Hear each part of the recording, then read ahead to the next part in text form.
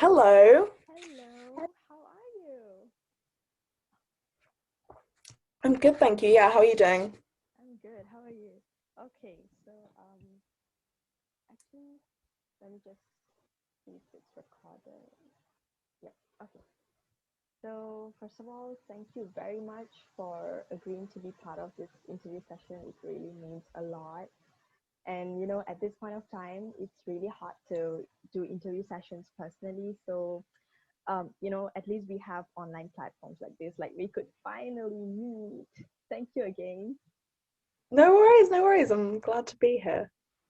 All right, so my name is Sharafunnisa. You can call me Shara, and I'm the features editor at Global Girlhood. Not sure if you have heard about this before, but I would like to put it out again. Global Girlhood is a platform that uses power of authentic storytelling and social media to connect women of all ages, backgrounds, and identities like never before.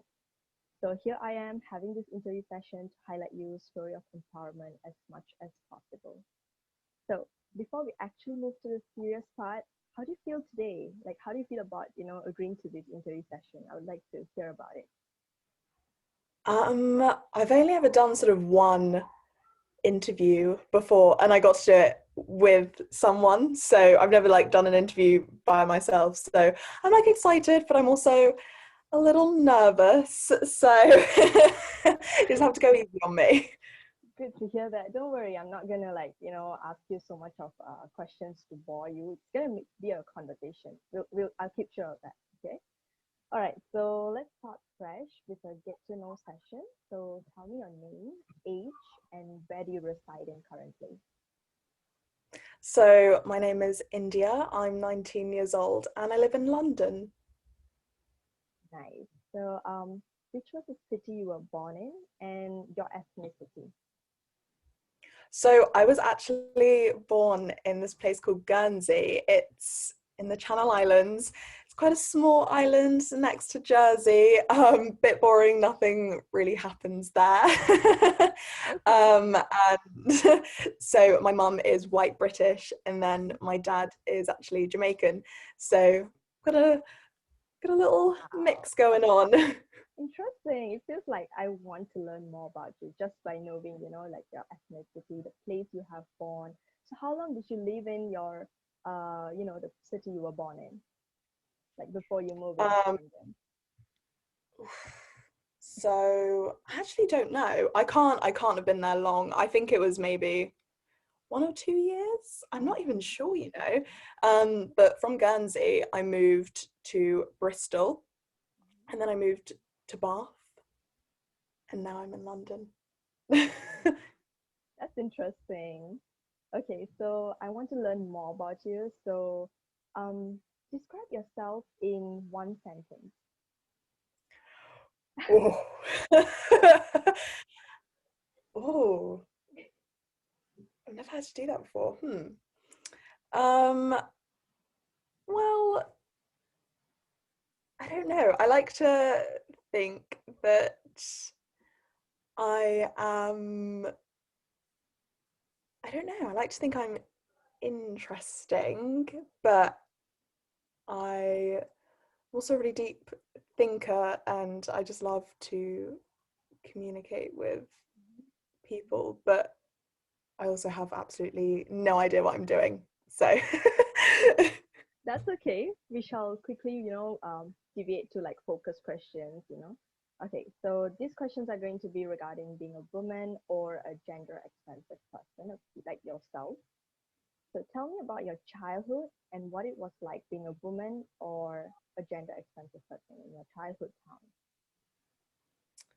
town. so I was raised by a single mother, so I've always sort of had a strong female presence in my life. And then when I wasn't being looked after by my mum, I was being looked after by my grandmother.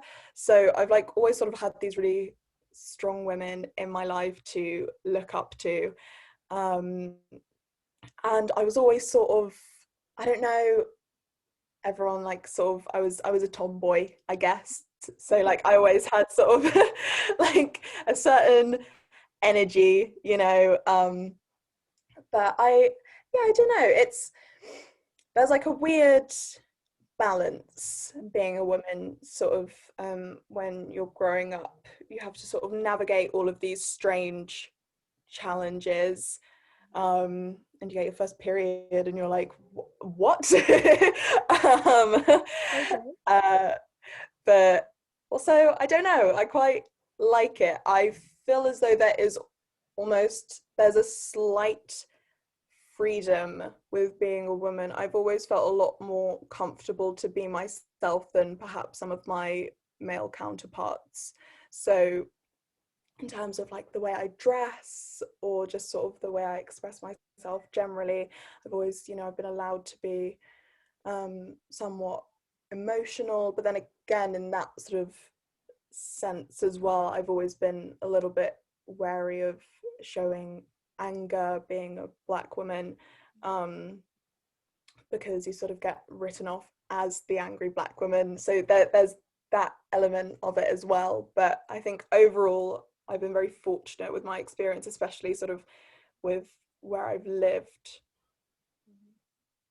So your experience, it's a mixed feeling. It's entertaining at the same time. I wouldn't be able to, like do much being at your position. Like I could try to feel you. It must have been difficult, but at the same time, I'm happy that you have come through all the while. So yeah. All right. So moving on to the next question. Can you think of a time you felt particularly aware of your gender and how it led you to be treated? Ooh. Um, Probably when I started, so when I turned 18 Mm-hmm. and I started to go out clubbing and sort of going out to nightclubs, you do suddenly become very aware of your body and the way people look at you, and perhaps the way that they perceive you and their respect for you or sort of lack thereof, Mm-hmm. becomes very apparent very quickly. Um, yeah, I feel like that was sort of a real turning point for me, because I'd say sort of up until then, in my head, it was always my race that affected me more than my gender.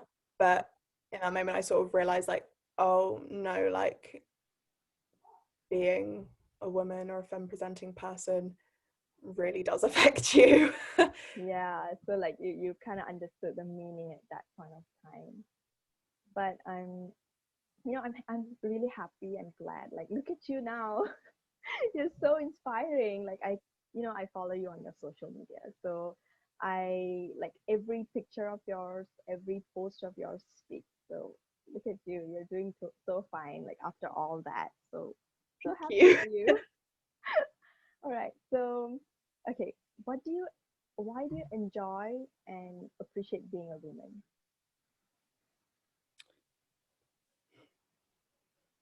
I don't know, because I feel even though um, we are oppressed, I almost feel this sense of power at the same time.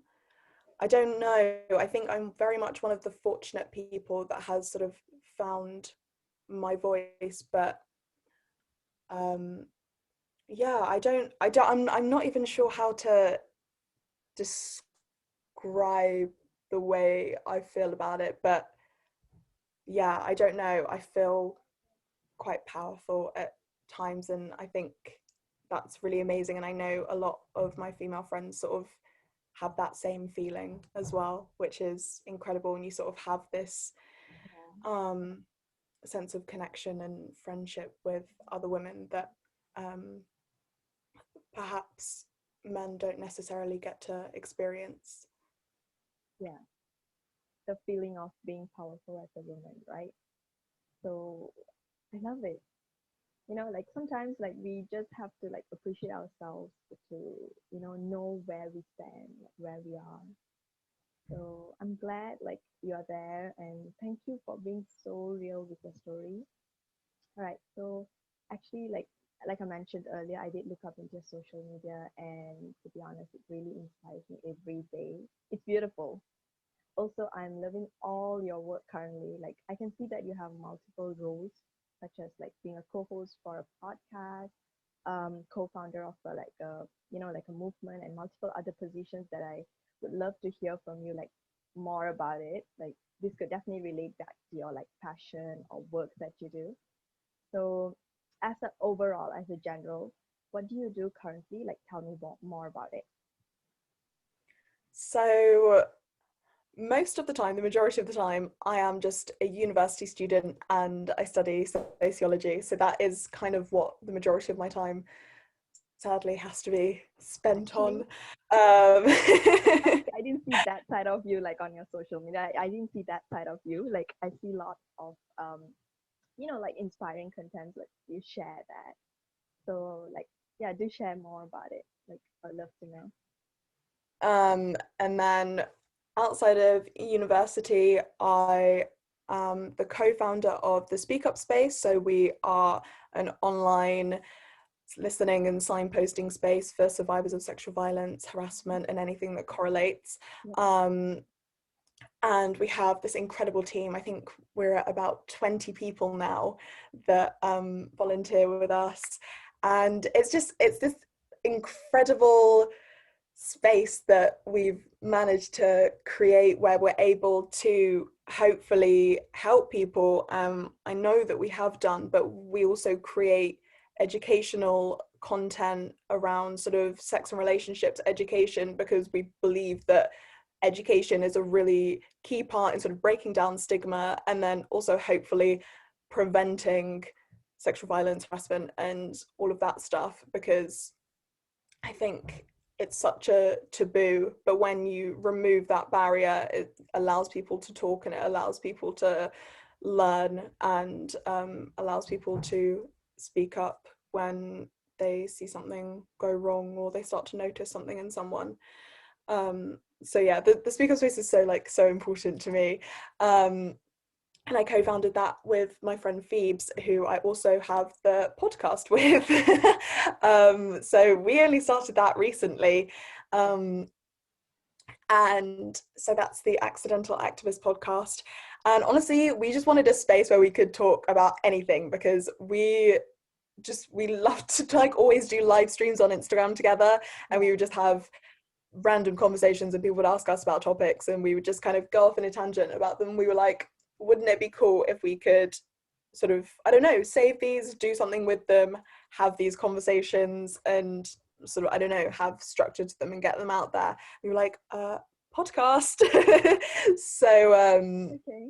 yeah, that's exciting, and it just, I don't know, it's so lovely to have this space that is away from Instagram to discuss our thoughts and feelings on stuff, and hopefully give some insight or an alternate opinion for some people. Um, and then sort of the last thing I do is I also volunteer with Our Streets Now. So Our Streets Now is a campaign to end public sexual harassment. We're currently focusing on sort of making it a crime, public sexual harassment, which is really exciting. I mainly just sort of do social media stuff for them, but I'm also a general campaigner. Wow, that's remarkable.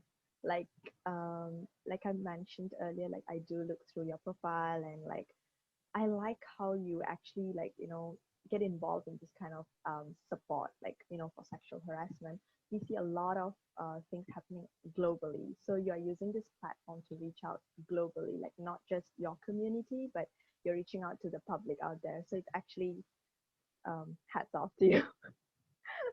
Thank you. So I would love to know more on your passion. Like, what is your passion as a whole?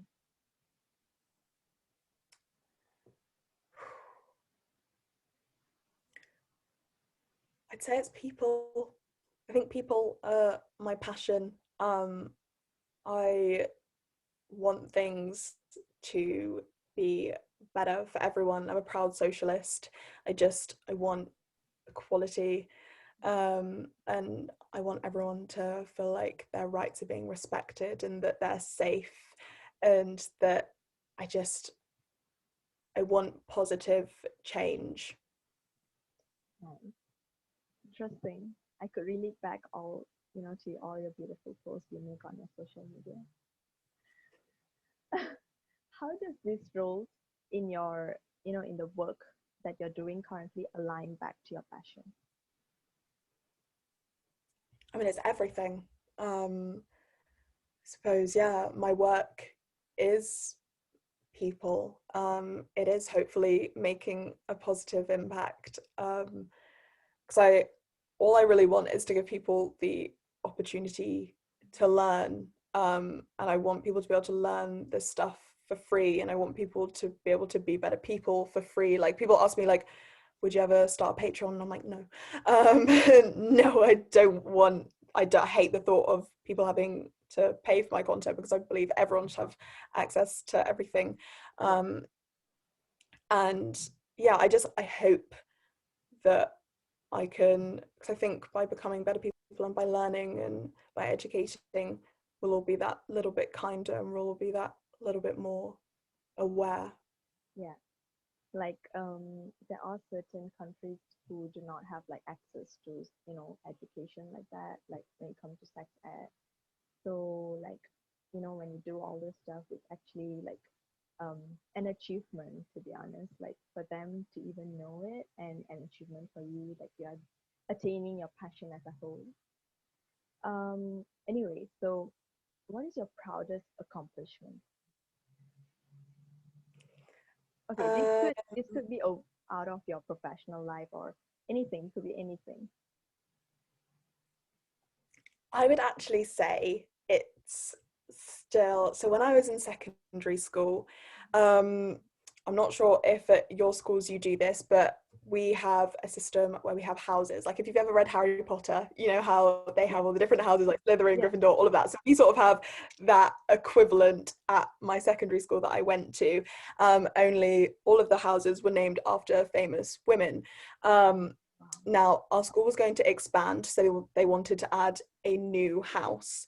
Mhm. Um, and so they were like, we're going to let the students vote. I saw all the options that they'd chosen, but all the women were white, able-bodied, cisgendered, and likely heterosexual women. And I was like, oh, no.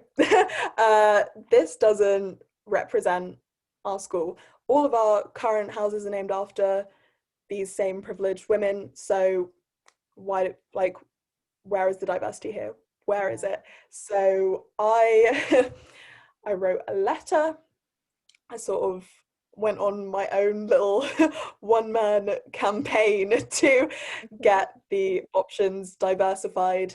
Um, and yeah, they added 2 Black women to the lineup, and now we have a Oh, house named after Rosa Parks. So it's like, that's my little thing that I have, because it's like this little legacy that I've left behind, because I know that that's going to be there forever. And I know it's oh like, my God. in the grand scheme of things, so sort of small and far removed, and it's not, made some sort of global difference, but just the fact that I know that's there is just insane to me. Oh my God. I'm sorry, I'm in tears. Oh my God. This is really like, oh my God. Okay, okay. This is something else. Like you made a change. It has to be the biggest accomplishment, to be honest. Like, wow. Like, I don't know if I would be there doing something like this, but hats off to you. Thanks. But I know like you have gone through like, a lot of things since you were young that could have led you to um take this step. So what exactly led you to achieve this? Like, to bring the change. What exactly, like there must be a reason. I mean, we know that, okay, you have mentioned earlier that the other houses were not named under like diversified women.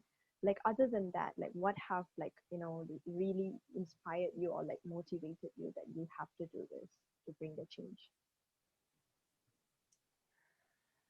It's funny, because I'd say that was another turning point for me, where I suddenly became hyper aware of my race. Um, and it was kind of a moment where I realized like, oh, you're Black, you are different, and you haven't had everything that maybe all of these other white people have had. You haven't had that representation. You have experienced microaggressions. I mean, I like when I was younger, I even like there was some real sort of overt moments of racism, but I'm sort of quite fortunate to have not remembered those because I was so young. Um, but I don't know, I was always aware of like this racial inequality, but it was just never something that affected me, which well, I thought didn't affect me anyway, which perhaps is a privilege to have had that thinking for so long. But then yeah, I sort of just had this moment where I was like, whoa. But I mean, honestly, the way that sort of the teacher that was in charge of this whole thing responded to me, really, it made me angry because he did not respond well at all. In fact, he called me aggressive um, in my approach when really there was a total power imbalance there. He was this middle-aged white man and I was like a 15-year-old little Black girl being like, I think I would really appreciate if we had, you know, a Black woman. Okay. And yeah, I don't know, I honestly, I just, when I see that there's injustice, I've always wanted to change it. It never really mattered to me what it was, whether it affected me or not. I always just knew it because that's the way I was raised. Wow. I guess it's time for me now to start adapting as well because um I think I didn't mention like I live in Malaysia now. It's a country in Southeast Asia, but I'm kind of like a mixture of two races in my country actually. Like we have a legit race in Malaysia and then there's other race like Indian and Chinese. So I'm like a mixture of two races. So like I understand how you're feeling, but okay, like I felt like I was in a journey while hearing your story out. It's really exciting. At the same time, it's like it's overwhelming because you went through a lot. And I could see how expressive you are on this kind of matter. And I think we deserve to know your story of empowerment. To start off, like how do you empower yourself? Ooh. Um, Honestly, speaking up. That's probably when I feel most empowered and just talking about whatever it is that I want. And knowing that I have this voice, and if you have a voice, people can and will listen, and that goes for anyone, that's not just me. Um, and I love that, and I love that I'm able to exercise my right to exist, and I will continue to do that. And my existence, my happy existence, is one of the biggest forms of resistance, and I find that so empowering. Wow. Right. So how do you empower other people in your life and your community? um I like to think that I'm quite, I don't know, I like to think that hopefully I give off sort of like um just, I don't know, I if I want to do something, I'll do it. And I hope that when people sort of see that, or they just see me being silly, just, I don't know, just living my life, that other people will sort of take onto that and feel a little bit more confident to perhaps pursue something that they wanted to do, even if it's just really, really small. Um, but honestly, I love complimenting people, and I love telling people that they can do stuff, and I love seeing if anything that's helped me can help them. I have all these little mantras that I say to myself. I'm a big believer in like manifestation, like, you know, you can speak stuff into existence, and I'll be like, okay, right, we're going to speak this into existence, let's do that together. Like and but that's stuff that I've had to learn, and I'm honestly still in the process of learning, but I hope Yeah. kind of in my process I can help other people. Wow, that's interesting. So amazing to hear. Like, you know, I can see that you have worked so hard reaching at this point, like speaking up, your determination to not let go of it. By any chance, do you have someone you look up to or someone who taught you the importance of empowerment and like, like someone who is like bringing that importance of empowerment in front of you and how it affected your life? I know it's such a cliche, but like honestly my mum, like um just she um so she went to university when I was like alive. She didn't get to go to university at my age, but she realized that this was something that she wanted to do, and even though she didn't at the time have the grades or the qualifications that she needed to get into university, she went and got them at a later age. She worked so hard to get them, and then she got into an incredible university, and she did that while having children.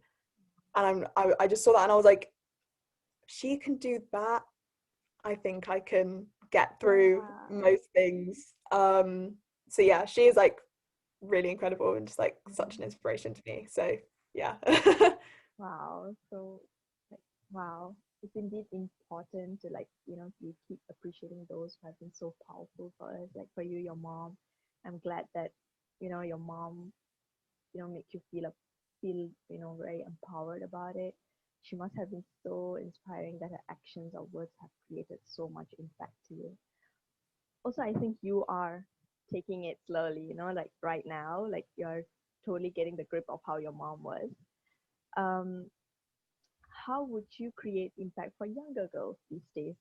Like, do you have any advice for those girls, like, who are also trying to empower themselves? Or like for me? Oof. um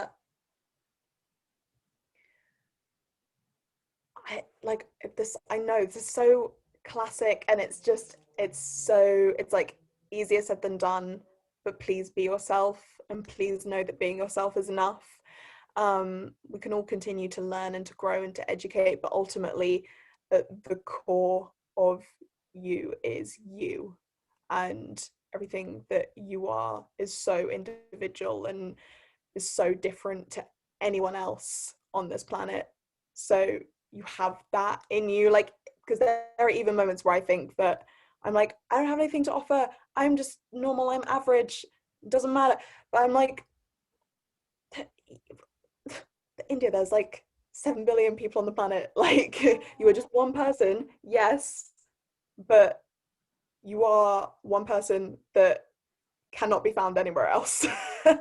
And that's incredible, right? Like our So fingerprints.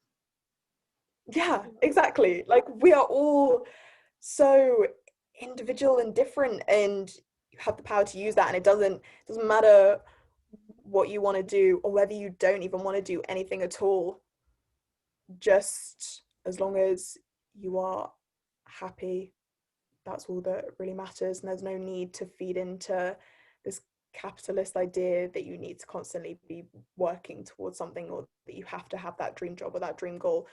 You do what you want to do, you do those hobbies, doesn't matter if you get paid for it or not, you do it because you enjoy it, do what you want to do, as long as it's not hurting anyone else, you have the right to do it. Wow, that's inspiring. Like, this needs to be heard out there. Be yourself, do what you want to do. I'm glad your voice is like shared through, Global Girlhood. Like, I feel so honored to be able to interview you. Mm, okay, being part of GGH, Global Girlhood, how can the international community help you and your community in a legitimate way? Like, is there anything you would like us to know that we can share it through our Global Girlhood community?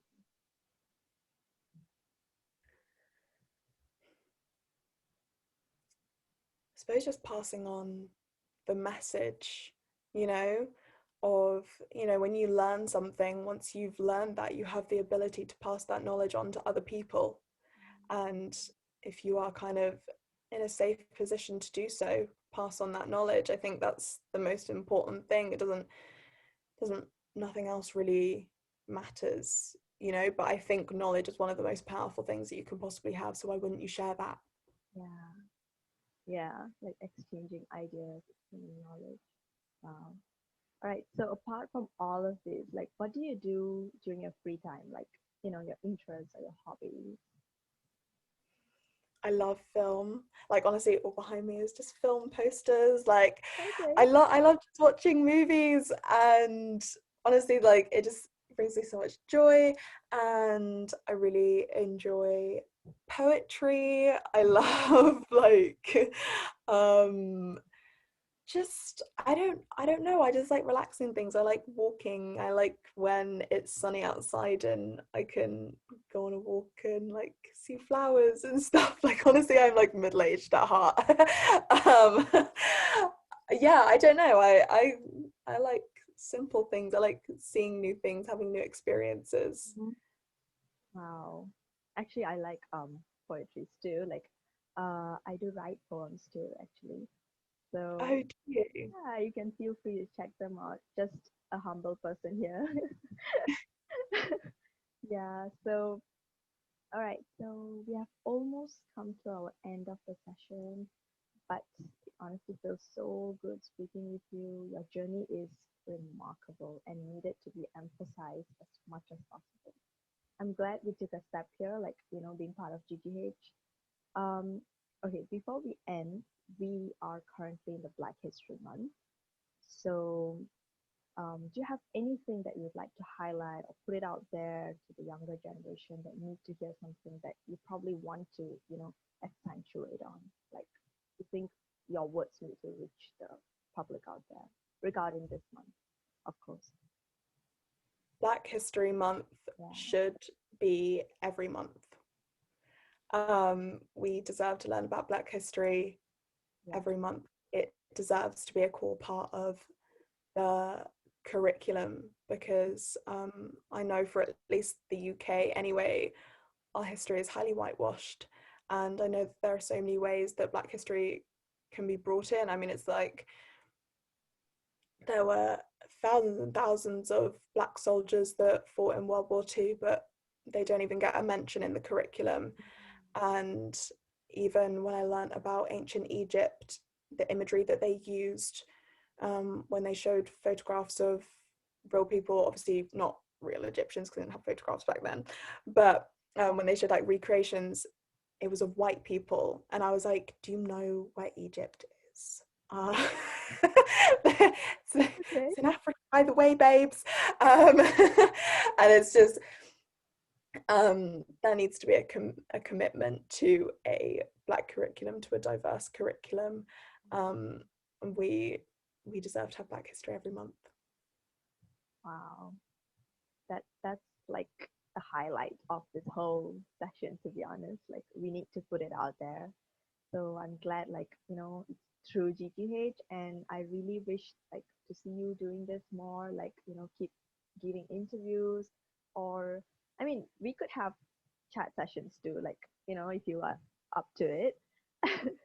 Because it has been so wonderful speaking with you, and I must say, I'm so honored being able to interview you, like such an amazing young woman like you. Like, it's so hard to find young women, motivating others, empowering others, keep inspiring others by just themselves, like how they are, like how themselves, So your story itself is so inspiring, like your experience you have went through throughout your childhood, and then like where you are currently and what you're trying to change. And I'm glad you're open to sharing it. So please kindly don't stop what you're doing. And I wish you all success to inspire and share as much as possible to motivate others for just starting out there on their own transformation. So thank you very much, India. So I don't know, like, try not to end the session, but at the same time, I'm done with the questions. Like, do you have any other questions for me, or do you think you want to like say anything that you would love to talk about? Anything? Um, Oh, how was my, you know, question and answer session? Like, how do you feel about it? it was great. It was wonderful. I enjoyed it. Yeah, it's weird because I'm like not a big fan of talking about myself. Oh, okay. Um, it's weird because people like don't usually ask about Yeah. me either, because it's usually just like about my work. So yeah, I guess it was kind of like interesting to talk about myself a little bit. Um, but yeah, no, you're brilliant. So did you say that you moved to Malaysia, or have you always lived there? Uh, I'm born and raised in Malaysia. So my dad is actually from India. So he came down when he was very young. My mom is a Malaysian, and yeah, I was born here. But like I mentioned earlier, in Malaysia we have like three legitimate races. So I'm stuck in between two races actually. Like I'm an Indian and a Muslim. So it's actually a two different cultural adaptation as well.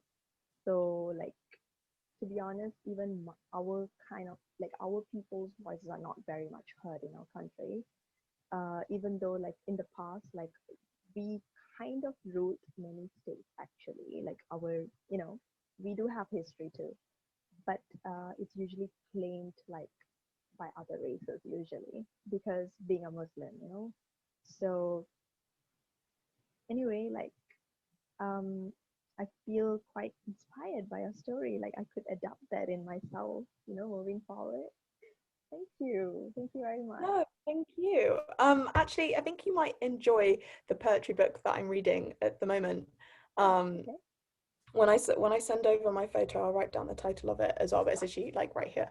It's called Mixed Feelings by Okay. Avanjogia, and it's just poems and stories about Oh, being mixed race. oh, So he is, what is he? He is Indian British. oh, okay, Um, cool. so yeah, he has like the experience of being mixed as well. And I don't know, I'm just finding it a really like it's quite nice actually at times. So yeah, I'd recommend that book to you. Definitely. Okay. I'll quickly purchase that so it comes on time. How's the country doing with lockdown and all? So we're in our third official lockdown. Okay. Um, it's painful. It's painful because it shouldn't have been this disastrous and drawn out. But our government are useless, Oh, okay. basically. A Um, lot. so, yeah, yeah. If you come to England, it's everyone just complains about the government all the time, Okay. because yeah, they've not handled this Mm-hmm. well at all. Um, didn't act on things when they first heard about them, and yeah, I don't know. Like we probably could have been out of this mess a little while ago, but instead they sort of dithered and didn't do anything, Oh, and now we're here in our third lockdown, which I will probably feel last until you. March. Wow. I feel you because like here in our country it was getting better actually until we kind of had like zero cases at one point of time. And then we had like, all the shops open and like, half lockdown so people could go back to their businesses and stuff like that. And then we had like some political retention. So it's back to, getting even worse now actually. So we are like fully locked down at home, to be honest. Yeah, but thanks to all these online platforms that we could meet a lot of people through, like Zoom call like this. So quite exciting. Yeah, Yeah. no, definitely. We're very fortunate because obviously in the Middle Ages there was no such thing as Zoom. So I think, yeah, we are sort of fortunate that it's happened at a time where we have sort of, well, most people anyway have access to, electricity and technology and all of that stuff, and that we Yeah. are sort of making medical advancements. Yeah. Anyways, India is so nice to talk to you. I think we are almost, at the end of the session. So if you have anything else, Um, I don't all think right. so. Just yeah, thank you for having me. Thank you, India. Hope to talk to you again soon. If you wish to, then we can have like other, coffee chat or something like that. And yeah, and I'll still keep following you on Instagram. So thank you. Keep inspiring us. Thank you. Have a nice day. Thank you so much. You too. It was lovely to meet you. Thank you. Bye bye. Bye.